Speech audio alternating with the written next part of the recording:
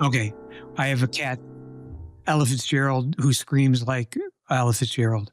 Um, so anyways, okay. So that's not a euphemism. No, it's funny. I named her Ella, and now in her old age, she's 23. She starts like in the middle of the night screaming at the top of her lungs. And for no reason. You walk out there, you think she's dying, and she just looks at you and starts purring, just like the sound of her voice. Wow. But Alzheimer's. yeah, Cathimers. Yeah. So, okay, I'll start by doing this. And this week on the Stereo Image, we're lucky enough to have the great Ashley Kahn joining us. Ashley's an incredible award-winning author and musician know-how guy. He knows everything about everything, and that's why we want him on the show. Welcome, Ashley Kahn. Hey, great to be here, Mike. Thank you for that introduction. Well, I want to jump right in by saying I had read at least the Miles Davis book before I met you. And then through our mutual friend, Neil Tesser, you were out here working on Carlos Santana's autobiography. And that's when I first met you in person, I think. And yes, we started hanging out. So tell me, what are you working on right now, first of all, before we get in? Well, I'm in the middle of a book on Graceland, the very famous, the legendary Paul Simon, album that opened the door to South African music and in going in both directions, of course. Right. But not that it needed any doors opening because the music itself was, powerful. And certainly it was part of a wave of interest in the 1980s. Mm-hmm. That kind of is kind of hard to think of now. Right. No. I mean, when borders were opening and expanding, and people were really thinking of in a global sense. Yes. Not isolating themselves. Right. Yeah, those were the good old days. Well, there are problems and challenges with every era, with every time period. And when you're in the middle of it, you have no way of knowing how it's going to play out. Know? And you're right. I mean, all the little stuff that we complained about in the 70s, 80s, 90s seems so quaint. It does. It seems oh Jesus, I can't get my remote to work for my television, and the rabbit ears are out of alignment. Right. And now it's just I don't know, but I try now there's nothing to watch. Right, exactly. Yeah. Music for me is the kind of, eye opener, mind opener, heart opener, that we need today. And absolutely. I tell my students that. I try and write to that. Right. When I speak to that. The idea that music is not just, anything and everything to move away from this mindset that music is somehow entertainment and nothing but. Yeah, I mean, certainly with the advent of free music, Spotify and Apple Music, where subscription based, I mean, that takes away for me all the charm and all the excitement of going to the record store, finding something you've never heard of, bringing it home and being blown away. Absolutely. And reading the liner notes. We just got back from London, and I went to HMV, and I had, as the kids say nowadays, all the feels.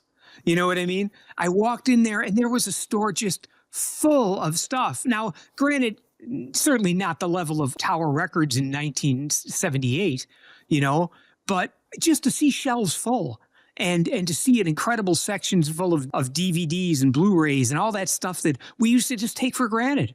I know. There was a Tower Records over on Sahara, and we'd finish up the Penn and Teller show, and Penn and Zeke and I would go over there for an hour, because they didn't close till midnight.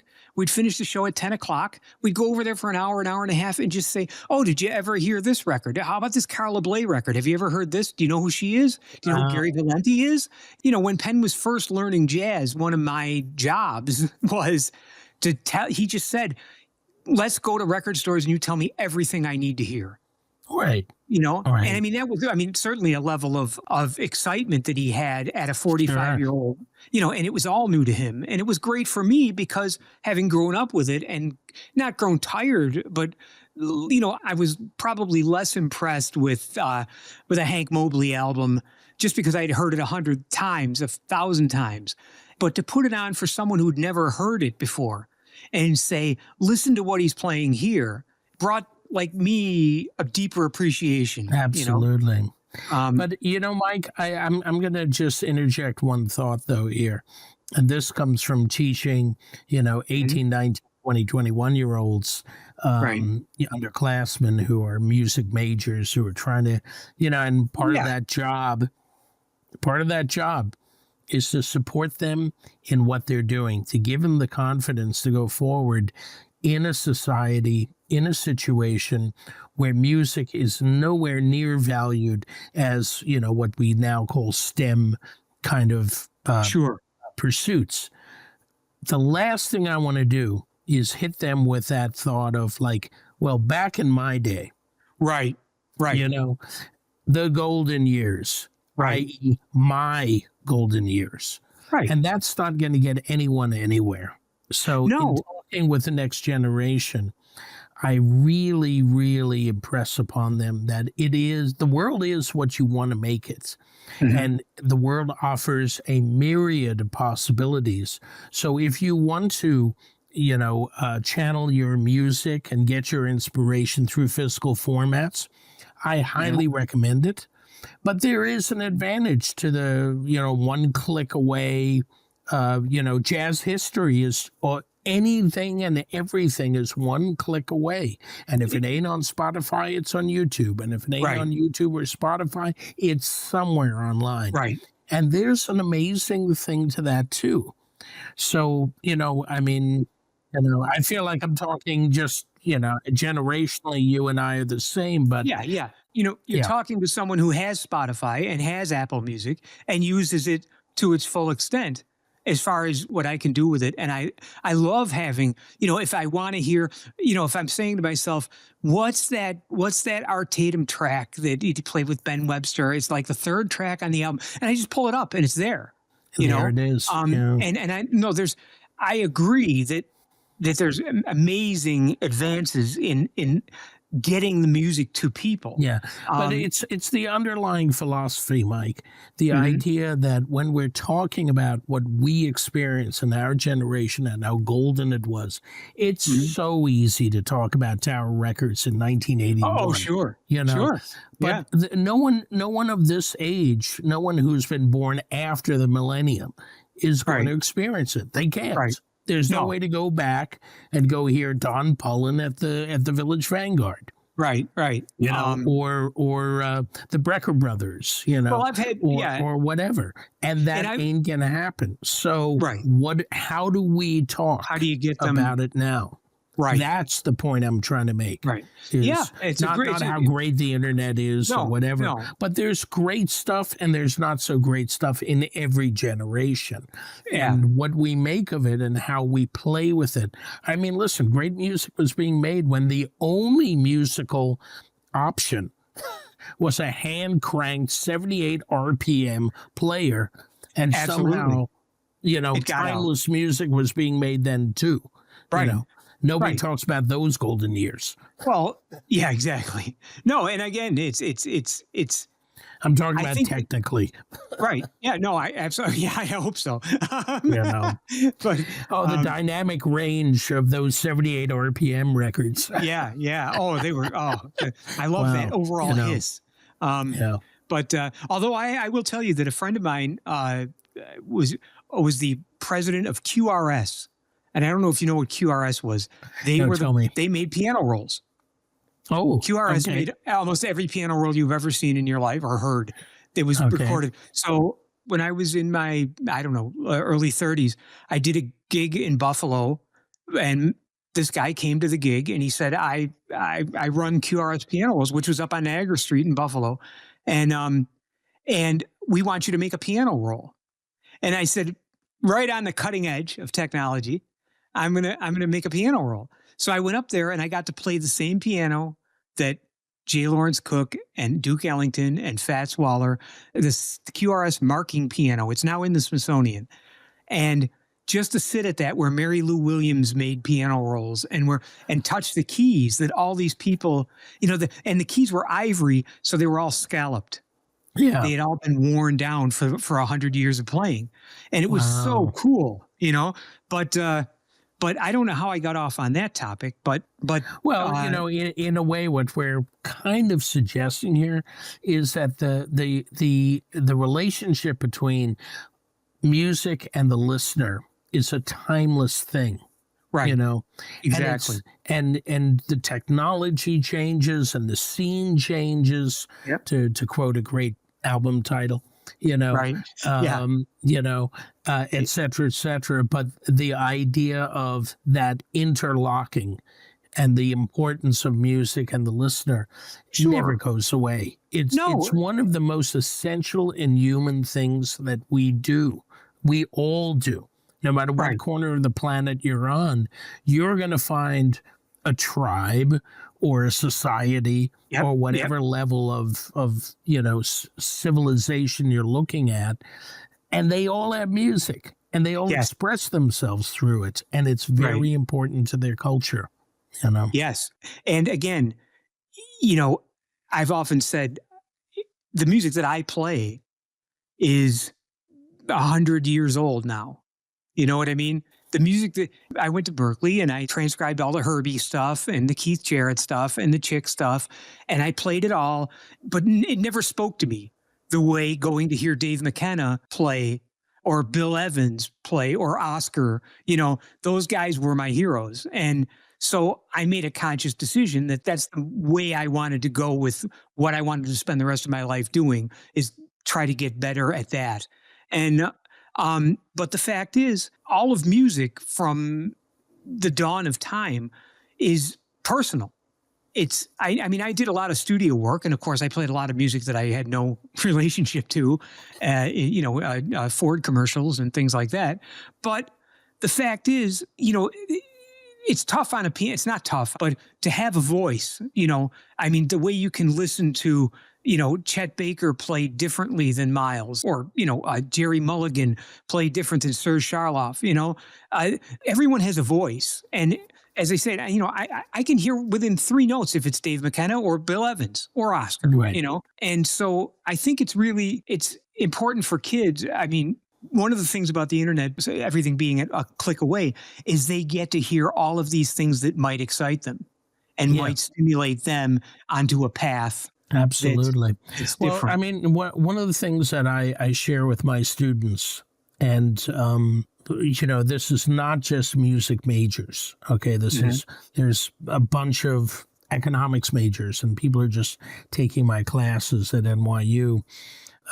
I don't know if they're trying to satisfy some sort of a requirement to do something that's not just science, Mhm. But I try and impress upon them the idea that they, in the same way that they use their eyes and they trust their eyes with information, with confirmation of a story of whatever's in front of them, they have to learn to use their ears that way too. And that even if they don't have the training and even if they don't have the vocabulary to describe what they're hearing, so writing about music and you finding the vocabulary to talk about it is always there at the, kind of ties together all of my teaching. Right. And it's with the idea of interacting with the music on an honest, deep level that requires shutting up, Right. Getting off your phone. right? Getting off the phone, but also getting past all the internal voices and noise that's going on. Oh, this is country. Oh, this is hip hop. Right. And Right. saying, okay, but let me listen to what I'm hearing. Let me listen to that Yeah. and Yeah. not listen through a damn filter that has been in place. And that filter comes early because, Oh, yeah. students are just coming out of being teenagers. And during their teenager period, of course, is when they're breaking free of their parents, breaking free of the generation that, has been Yeah. on top of them Right. Right. Yeah. since they were born. you know? Sure. And so they're breaking free and establishing an identity. And, you know, there's the whole tribal aspect of what music they're connecting with and identifying with. And so starting very early, those filters, those judgments on music happen to come in early. So sometimes, you know, I'll have to say, yeah, this won't work with everyone, but, you know, you got to break through that. Tell me what you're hearing, not how you feel about it, not what your opinion is about it, not where it fits into your cultural matrix. Exactly. Tell me exactly what you're hearing. What are the instruments? What are they playing? You know, can you tell me something about the structure? What about the emotional content? You know, never mind who it is. Just tell me what you're hearing. And that exercise in and of itself connects back, of course, the idea of shutting up and listening and figuring out what's going on in other parts of our reality today. So, you know. It's valuable. Speaking of listening, when did you sort of come to the realization that music was more important to you than the other kids around you? You know what I mean? Yeah. Was it early on, or did you have music in your house growing up? Or about 2 weeks ago, I think. No, I'm still waiting myself. Yeah, I'm still waiting. No, I'll tell you two things. You know, back in high school, definitely. You know, junior high and high school, when you were just starting to get free enough so you could go to, you know, on the weekends, go to another part of town. And not just stay in your neighborhood. So, you know, 14, 15, 16. And I had a select few friends, and we would go to used record stores all the time. Did everyone in my class do that? No. Did everyone know who Dr. John was? I was deep into Dr. John, you know, starting. I mean, it just, who he was, the music he played blew my mind. As did, you know, I found a Bo Diddley album. You know? And, you know, in the 70s, all this stuff was sort of like going underground and getting buried by new sounds. But then I discovered Elvis Costello and punk rock and, you know, Sex Pistols, etc. So I would say somewhere around the junior high into high school, I kind of noticed that there was a music clique. Now, there was another clique that was much broader. Everybody was listening to the Grateful Dead. And so did I. And I enjoyed it immensely, you know. And then, as the joke goes, I ran out of pot. But sure. Well, you know. Exactly. No, this band does suck. No, I'm kidding.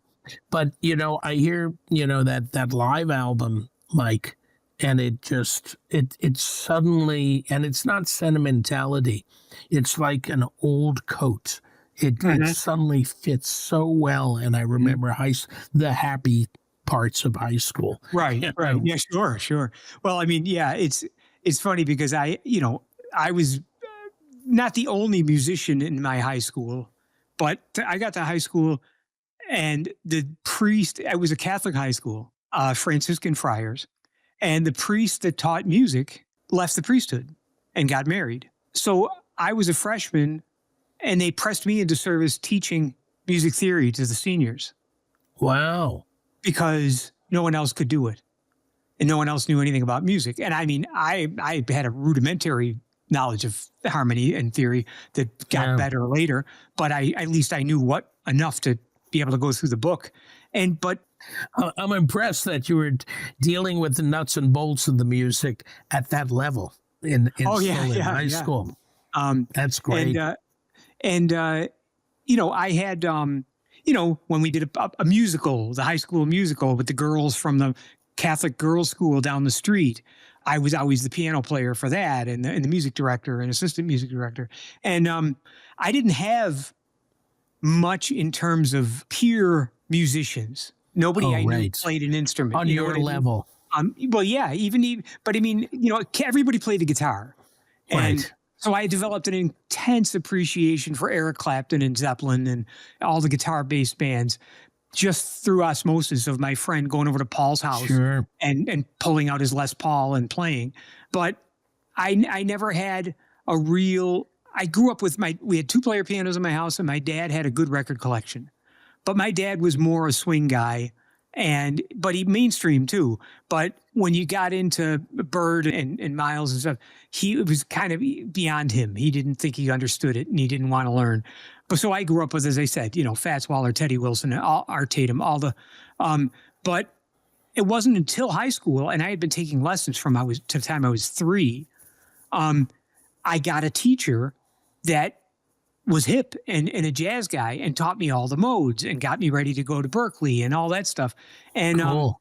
and it was fun. But my point is, I listened just as much to Led Zeppelin as I did to Oscar Peterson at the time.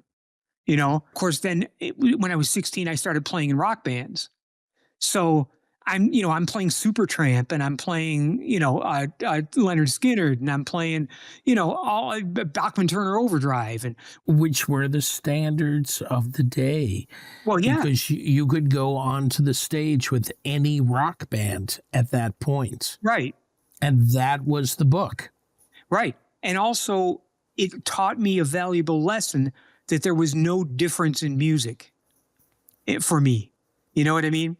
Music was music, and we'd play crazy, the Patsy Cline version, of course. But I never had a bias against music. I always just wanted to learn as much as I could. And Yeah. when hip hop came in and rap That's came a in, learned thing, Mike. In the way that society and media, et cetera, is set up, they want you to belong to a certain demographic place. Oh, yeah. And not to go out of that pen.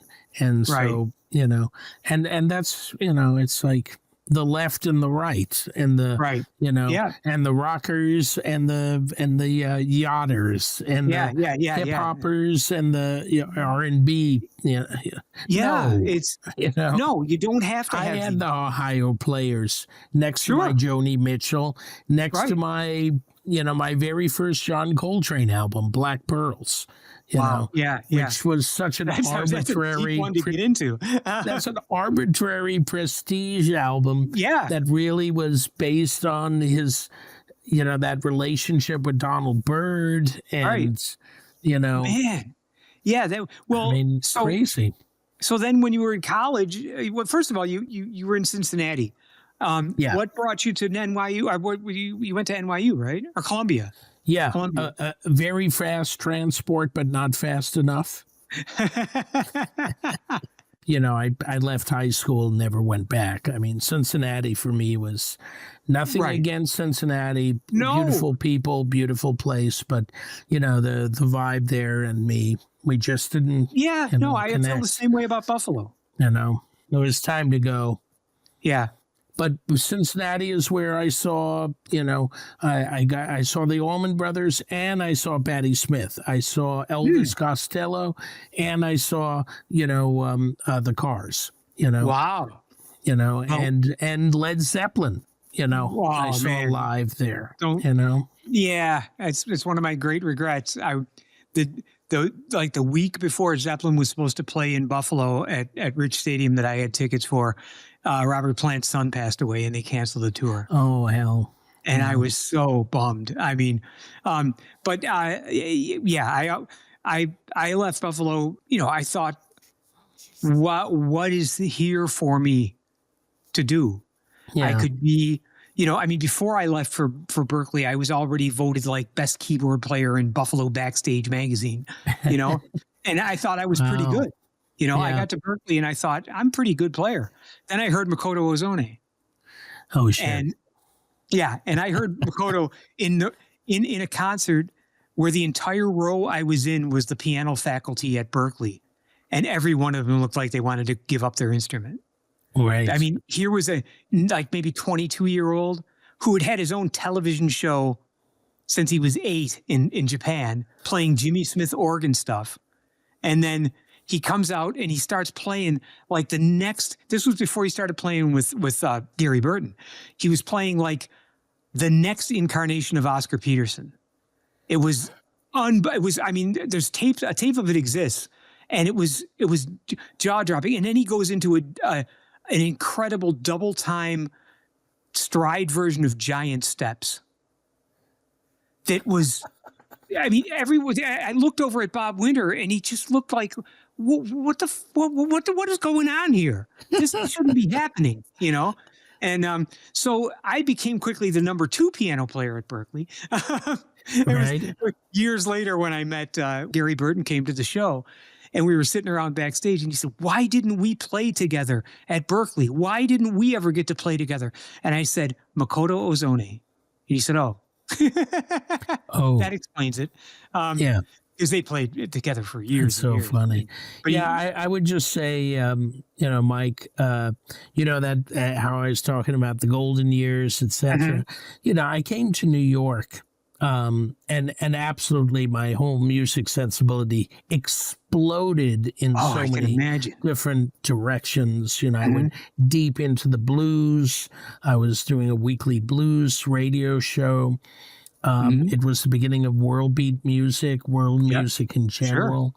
The this was New like York scene early 80s, was right? Early 80s. The New York scene was unbelievable, from free jazz to minimalism, the beginnings of minimalism. It wasn't even called that yet.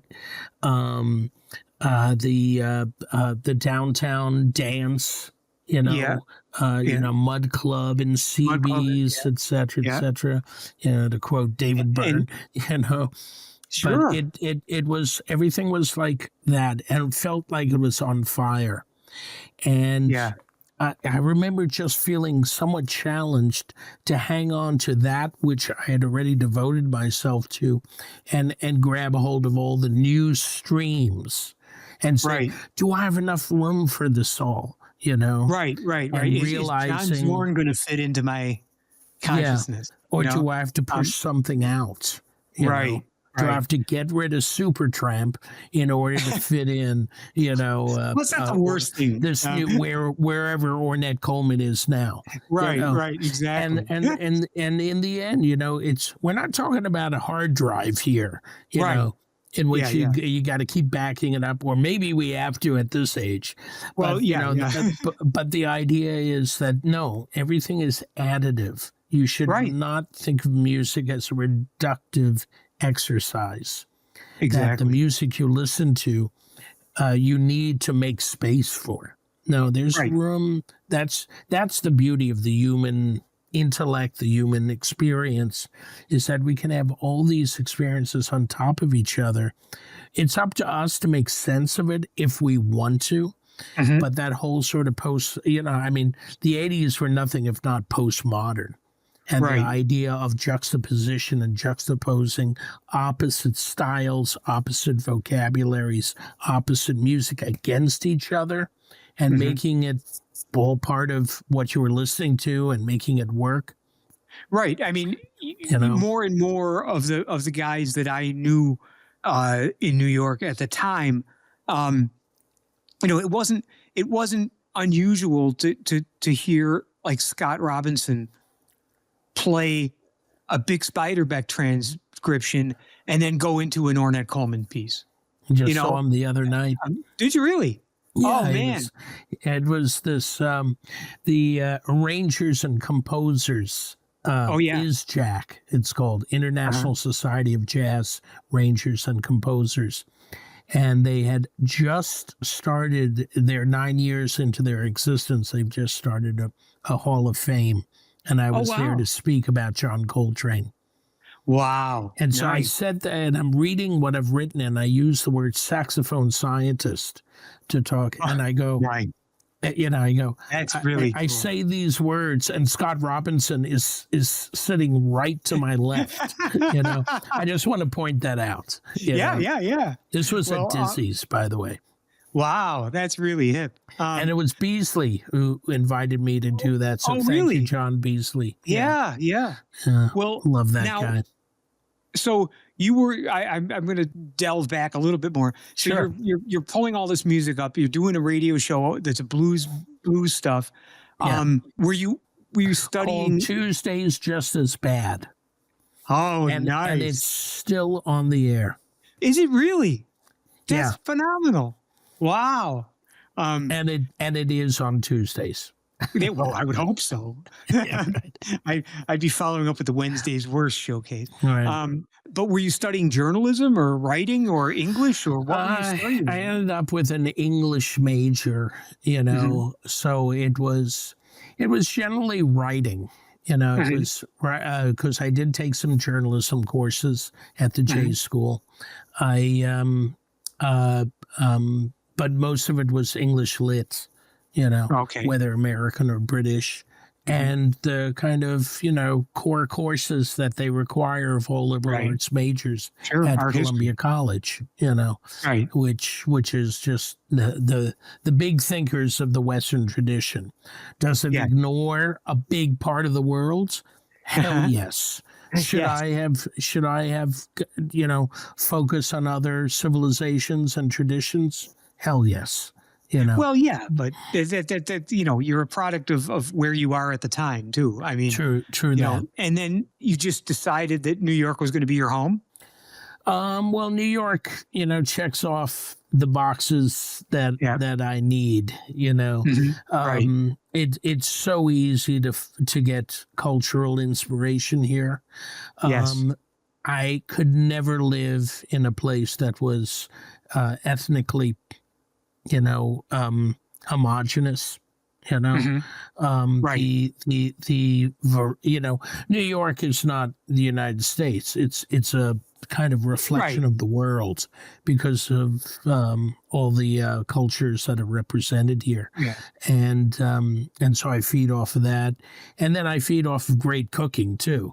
So the idea that because New York is New York, all expressions of culture, food, music, theater, art, pushes everything up, and to be around that is endlessly inspiring. So right. Well, as Penn would like to say, if you want to eat the best Chinese food in the world, go to New York because the best Chinese food chef came from China and is in New York. Right. But or as Penn also says often, there's New York and there's every place else. Yeah. And it's true. I mean, I love New York. I don't think I could. I mean, between you and I don't think I could afford to live there anymore. But when I was there in the 80s working at Soundtrack and in the 90s, it was cost prohibitive then for a musician.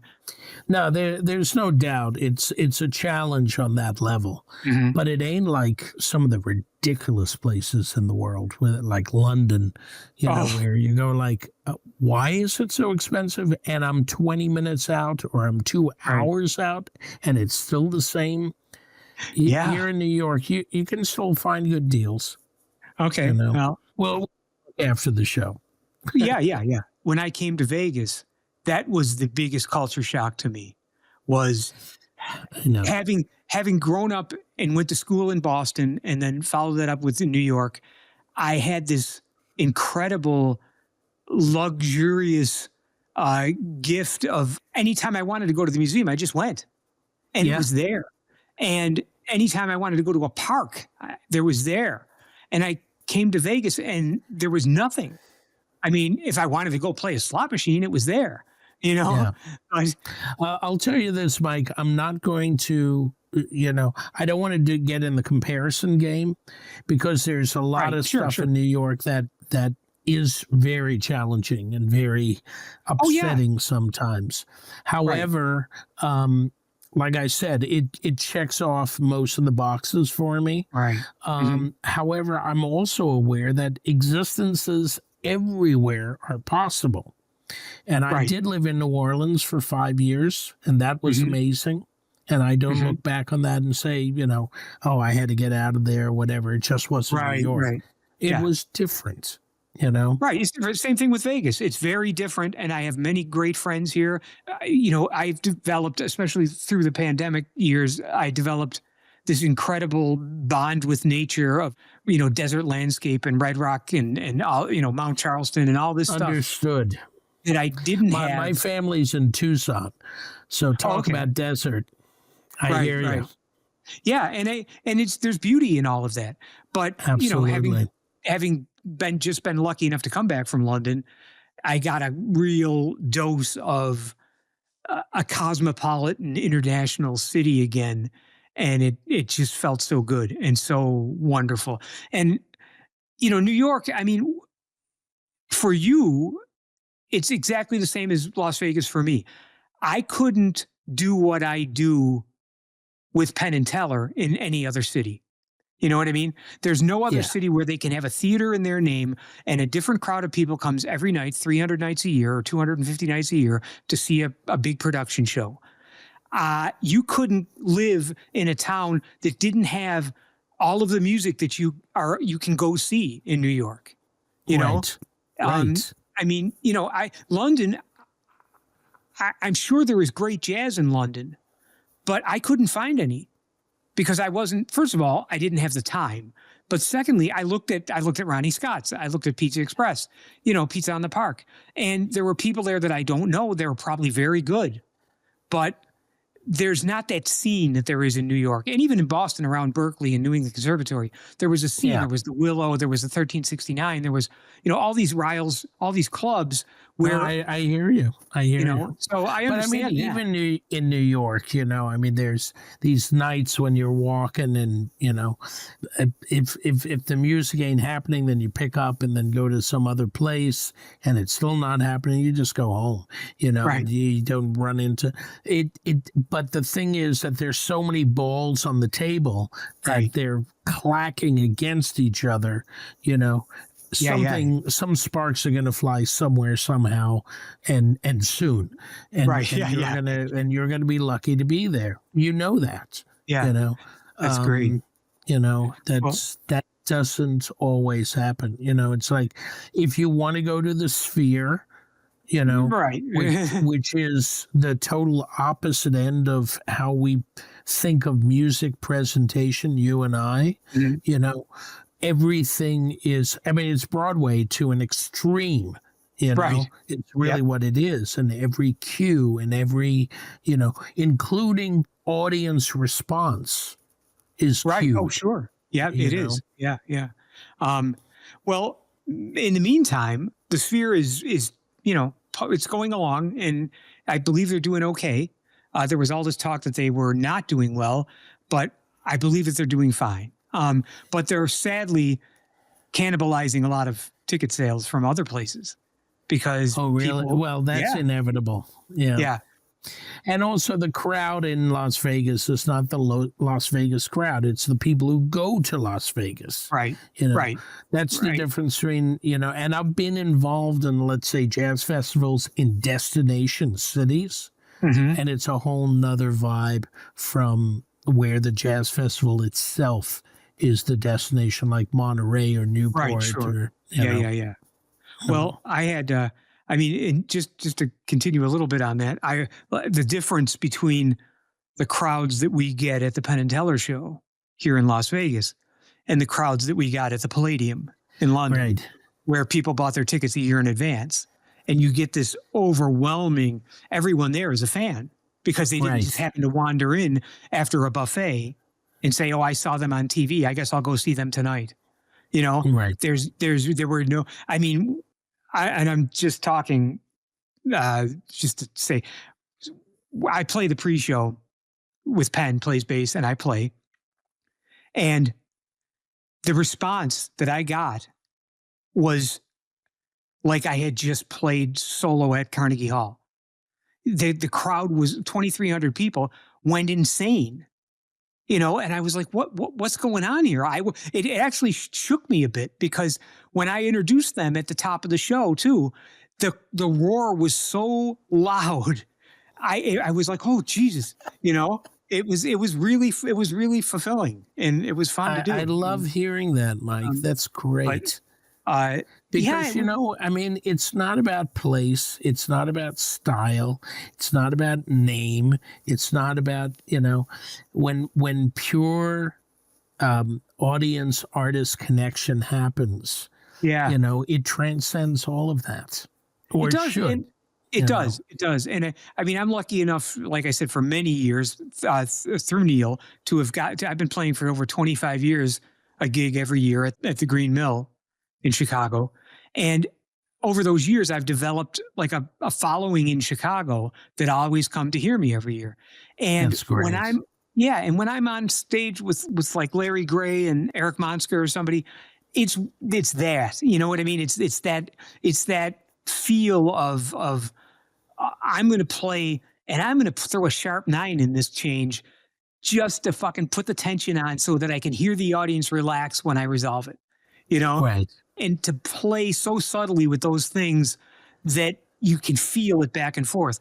And I mean, playing for Penn and Teller is a totally different feeling, but is very rewarding. And many times people come up to me and really enjoyed what I was doing, but Right. it's not. No one went to see Penn and Teller to see a jazz piano player. They went to Penn and Teller to see musicians. Yeah, but I mean, this is what I'm talking about, transcending. Yeah, yeah, I'm not talking about Swifties going to, finally getting tickets and being able to say, "Oh right. my God, Yeah, yeah, Taylor," yeah. and then going crazy, etc., which is great in its own way. Sure.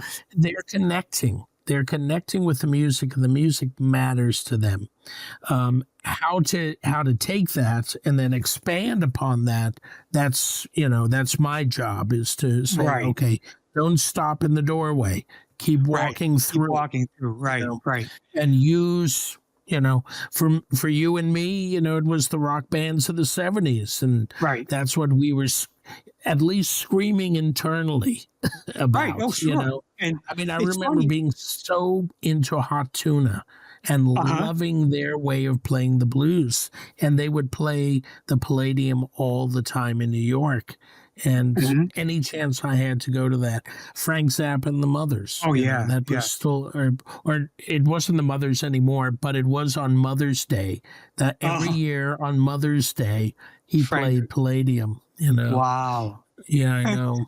It's no, I agree. I mean, the thing that I say to everyone is listen to everything. And, you know, eh, there are guys our age um, that they just stopped. They're 40 years old, they're 30 years old, and they say, I like this. And then they never want to like anything again. And Penn did this weird experiment like a couple years ago where he said, I wonder if I With the listen to crowd? no, with just himself. Um, he did an experiment where he said, I wonder if I listened to Taylor Swift the way I listened to the Beatles when I was that age, hundreds of times, if it would mean something different to me. And I think I don't want to speak for him, but I think that he developed an appreciation, a deeper appreciation for what was going on. But I will admit to not having the time or interest in doing something like that. Yeah. But I don't listen to much pop music today. I mean, with all the sort of like listen to everything idea, Uh, you do develop a taste, and you should develop a oh yeah, taste. yeah. And, like you were saying about, Oscar Peterson versus, I forget who you were saying that you were not into, but, or not into as much, Oh no, yeah, no. I mean, I you know, love Herbie and Chick. right. Um, but and two of the best nights of music I ever saw in my life were Keith Jarrett with the trio, the Standards Trio. Two separate Wow. occasions. One in at Lewiston Art Park, and then like 10 years later in Toronto. And I mean, Beautiful. every note was just the hair on the back of your neck was standing up. It was just so beautiful and Oh, so. Mike, I mean, I you know, love and that's something that ain't going to and happen anymore, no, I know. I sadly. mean, It is sad. And I have this discussion with musicians that I talk to, like of my age too, is we have this incredible gift where we're sort of almost the last generation to play with the guys that really developed the music to where we understood it to be.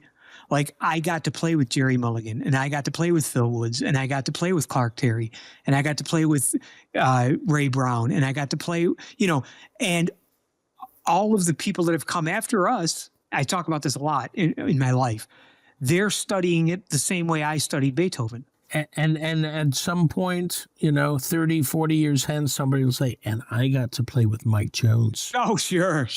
But no, you know what I mean? It's of course. It was such a gift. But again, I kind of shy away from that kind of thing of we're the last generation, we're the right. The chosen few. Oh yeah, no, I don't. I'm just mean in terms.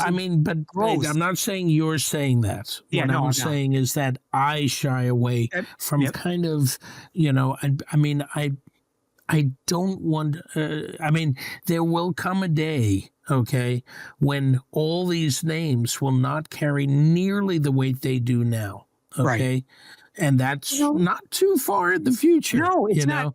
People are not talking about music of the 1700s, except for a handful of names. Right. Right. And back then, it was like, have you heard this violinist? And have you heard that? If you heard that other person play the hurdy-gurdy, oh my God! Right. Oh, great. Well, they came through the village last week. But I will say this: if you want to know, we're in the music world, so of course we know these names. A lot of people in their 20s don't know who Johnny Carson is. That's how fleeting all of that stuff is, and so you can't expect that they're going to know Wilbur Ware in 20 more years, But Mike, not everybody thinks that way. A few people think about media and think about culture and think about the history. I don't know who the radio show hosts were back in the day, but I do know Jack Parr. Sure. Know? And if there was someone from my grandfather's generation, oh my God, that person who was on WNBC radio every Sunday night, Yeah. To him, that was Ed Sullivan of the day. Sure. True. So, all that stuff goes away is what but I think that right now there's a 15-year-old kid that is worshiping a guy like, I don't want to use an older guy. I'm trying to think like Jason Moran. There's a 15-year-old kid who Jason Moran is his Oscar Peterson was to me. Right. And so I want to hear what he's going to sound like in another 20 years. Yeah, good point. So it keeps moving, and it's all it's all good. But I barely touched on any of the stuff that I really wanted to talk with you about. Oh shit! Okay, well, go to it, bro. Well, the Carlos book, was a big project. That went for several years, right? Yeah. Well, I do had a lot to say. Yeah. He's got a lot of thoughts. But, and it took a long time to, because we did 80 different interviews of varying lengths and at varying times, some on the phone, some in the car while driving around, one or two in the plane, while he was touring Europe, Wow. And then to juggle it all. And then I got 2 emails at the very start of the project. And he was saying, these are the points I want to make sure are in my book. And the first list was 81 things, names of musicians, family members, moments and events, that I had to literally check off once we got to it and make sure. So dividing a life into a serious timeline. Second email was almost as much, was like 60, 70, more names and events that he wanted to put in. And then maintaining his voice, Sure. Figuring out how to get all the interviews transcribed so I could pick and choose, and then developing, containers, files, folders rather, with everything that he said about Woodstock, everything that he said about, Paul Reed Smith guitars and how he got to that, there's all that stuff, and how to structure it, and we agreed on a chapter by chapter structure, so. Wow. Yeah. Man, that's a big work. That's a lot of work. Yeah. It was a big life. It's a compliment to Carlos. Yeah. And the fact that he had a second chapter to his career with Supernatural, in 2000. I know. It was amazing. Holy moly, Yeah. To put it in, it's not unlike the second chapter that Tony Bennett had. Yeah. Yeah. Thank you, MTV. Yeah. And thank you, Danny Bennett. And Danny. Right. Yeah. I mean, Tony Bennett was not done, but, he was playing Pops concerts, a couple times a year and painting and, and all of a sudden he's touring, stadiums. Well, his approach to music, and this is what I really loved about it, was that the use of the terms jazz and swing and big band started to disappear. And he was just appreciated, not, in a sort of ironic postmodern way. No. Just for his skills. Right. Right. And that when he was part of that, did the duets album. Oh, yeah. Yeah. And he had that moment with Lady Gaga, and then he was gone after that, Yeah. All of that just speaks to, a way of understanding music and appreciating it, So, right. And it was certainly incredible of Lady Gaga to understand his value and understand his talent and take some of her incredible empire and devote it to that, right. let him shine. And Gray Sargent, who played guitar for Tony, 1996, we were doing a gig together, and he said, I got a call from Tony's manager, and he wants me to fill in a couple dates. I don't know if I should bother doing them. And we said, well, he's in his 60s. He's probably going to wrap it up pretty soon. A 30-year career later, the 25-year career, of playing with Tony. And good. And it was an amazing gig. Yeah. But I saw Tony, he was 90, either 90 or 91, out here at the Wynn, and he sang his ass off. He blew the doors off the place. He sang Fly Me to the Moon without a microphone. Oh my God. And I walk out, and there's Monty Alexander. He'd come in to see Tony. And so we wound up hanging with Marshall Wood, who's his bass player. We wound up hanging until like 3 a.m, just shooting the shit. But there's a guy with stories. Oh, yeah. Monty Alexander. Yes. He should do a book.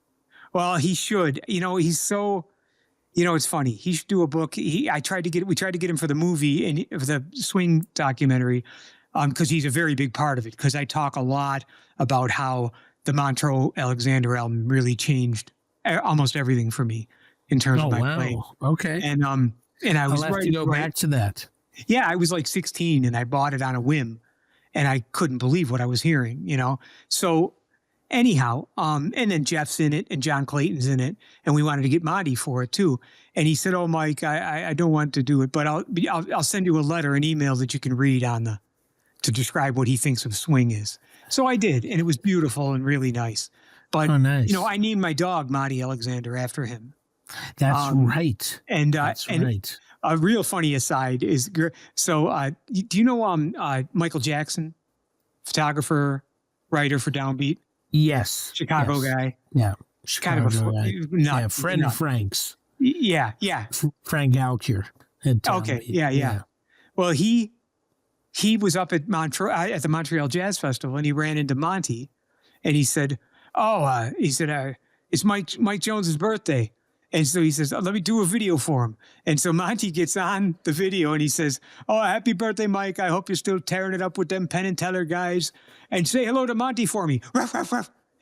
So I have video of Monty Alexander barking at my dog. That is great. I told That him is I named the great. dog Monty, and he said it's the highest honor he's ever been given. Talk about who keeps the spirit of youth in him. Oh yeah. Oh my Yeah. God. He's so I mean, great. And I all mean, of whenever I see him, I just want to rub up against him and say, whatever you got, give me some. Give me some. And all of that Harlem Kingston stuff is just, it was genius for him. And he's quite a guy. But and he's got stories. So, I'm just thinking that, various musicians, who are getting to a certain age, it would be great to. It would be, yeah. I would love to start archiving some of this stuff because, I think, I remember talking to Flip Phillips, and he was talking about Zoot Sims on a gig, on a studio gig with him, and Zoot was, like falling over drunk, and talking about moving the microphone to get so he could play sort of on his side and still pick it up, and it's I mean, again, not to wallow in the past, but I'd love to preserve that stuff, But well, I'm going to let you go because we've talked so much and really barely scratched the surface of some of the deeper thoughts that I wanted to ask you about of music in general. And in your life. I have time for one more if you want it. Well, I just want to know. I mean, again, it's not an interview or anything like that, but what are you doing when you're listening nowadays? Are you listening to? Are you pulling out favorite CDs all the time or listening, streaming stuff that you were comfortable with? Or are you what are you listening to right now at this point in your life? I'd like to say that I've reached a certain level, actually, I wouldn't want to say that, but, I haven't reached any sort of level. I'm still, one of the things about being a writer is that you every day the publicists are sending you new music. Right. Mm-hmm. If it's something new that's on Blue Note, I got to hear it. If it's something that certain artists I know about, if they themselves sent it my way, I'm listening to it. You know? I just discovered a guy out of Atlanta. I'm gonna forget his name, but he's got a junior. He's a piano player, and he's definitely in that overlap of jazz and hip hop. And I was very impressed by what I heard. And he's from Atlanta, and I think he's gone out with other, like Theo Croker, etc. Oh yeah. But I think he's a little bit older, or he's Theo Croker's age or a little bit older. Right. But a very generic, straight ahead name. And I was blown away by it. And I listened to it. Half the album is him doing modern jazz standards like Take Five and So What, but giving it a deep kind of hip hop feel. I noticed like certain trap rhythms, from trap being used. But he was doing it very well, and the flow was there, which is very important. Otherwise, you end up with a pastiche of two styles. And you can see the adhesive between the two, and that's not good. You want the two to kind of talk together and go in and out. You're in the good position of always having something new to hear. And I take advantage of it. Yeah, so yes, great. Mike. Well, listen, I'm happy for that. You're lucky that in that way, because many times there's things going on. Obviously, there's a million things going on that I'm not aware of in music all the time. But someone, Me too. But it's always such a thrill when someone says, "Hey, have you heard this guy?" And you go to it. Oh my God! Oh, holy! Yeah. I tell my students to do that. So if you get into any situation where you're around that age group, be open. Just say, hey, give me what you got. All right. What are you listening to? Yes, exactly. Well, all right. Well, I'm going to Mike, say thank you so much for this. Thank you, Ashley. This is really I miss been you, wonderful. man. And You yeah, you know. gotta. I would say come out to Vegas, but it's hot out here still. Sometime soon.